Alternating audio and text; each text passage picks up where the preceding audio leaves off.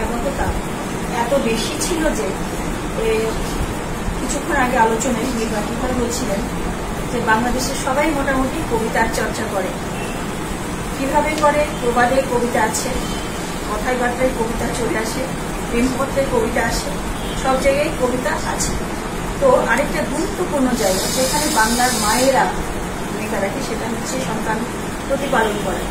দৈনন্দিন কাজের ফাঁকে ফাঁকে এটা যে রাতই হবে তা না, দিনে হয়তো ছোট বাচ্চা নিয়ে সে কাজে ব্যস্ততার ফাঁকে বাচ্চাকে ঘুম পাড়িয়ে সে একটু অবসর পাবে, সেই অবসরে সে হয়তো সংসারের আরো 10টা কাজ শেষ করবে।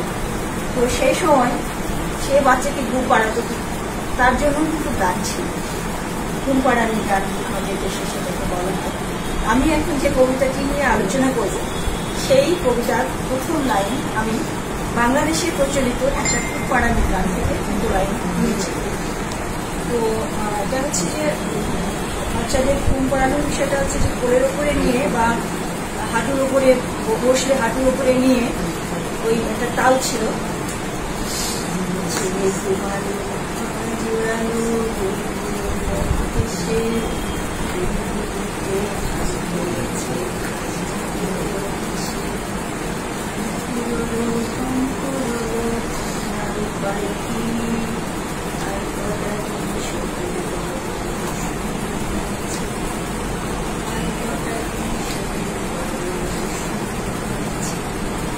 এই যে আলোচনা, এই গান খুব সাধারণভাবে আমাদের মায়েরা, আমাদের দাদিরা বাচ্চা ঘুম পাড়ানোর জন্য গাইত।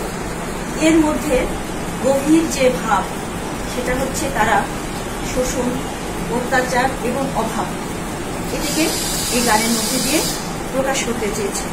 তো আমি এতদিন পরে এই গান নিয়েই আমার কবিতা কেন শুরু করেছি এই জন্য যে দেশে এখনো অভাব আছে, শোষণ আছে, এবং যেখানে শোষণ আছে সেখানে বিদ্রোহ আছে। আমি শুরু করি।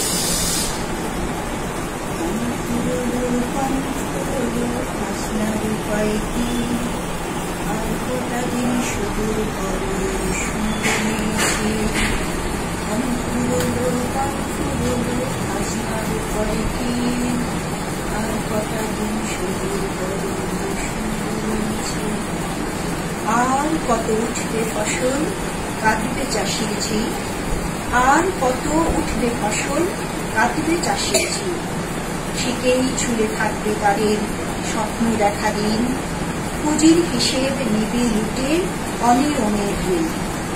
এই যে কথাগুলো এখানে আসলো সেটা হচ্ছে যে ফসলের পর ফসল উঠছে, কিন্তু একটা পরিবার, চাষি পরিবার বা কৃষকের পরিবার বা খেটে খাওয়া মেহনতি মানুষের যে পরিবার, তারা যে স্বপ্ন দেখছে তাদের সেই স্বপ্ন অনিয়মের ইয়েতে চুরি হয়ে যাচ্ছে। সেই কথাগুলো এখানে বলা হয়েছে। সাদা মেঘের পালে ভেসে শরৎ গেল ফাগুন মাসে, উদাস হাওয়ায় একটু দূরে ছুটল মাতাল ঘূর্ণি ত্রাসে, কালবৈশাখীর কোমল টানি বর্ষা এলো টাপুর টুকু, অঘ্রাণী ঘ্রাণ পাতা ধানে উঠল বেজে প্রাণীর মুখে, চড়ুই উড়ে ডাকে ঘুরি পাতাল ফাঁকে প্রতি লাগাই, বসন্ত দিন আবার আসে ফুলের রেণু নীল পাতা। এই যে সময়ের পরিবর্তন, দিন চলে যাচ্ছে, বর্ষা, গ্রীষ্ম, বর্ষা, শরৎ, হেমন্ত প্রকৃতির নিয়মে চলে যাচ্ছে, কিন্তু পরিবর্তনটুকু যেটা আমরা আকাঙ্ক্ষা করি সেটা কি হচ্ছে?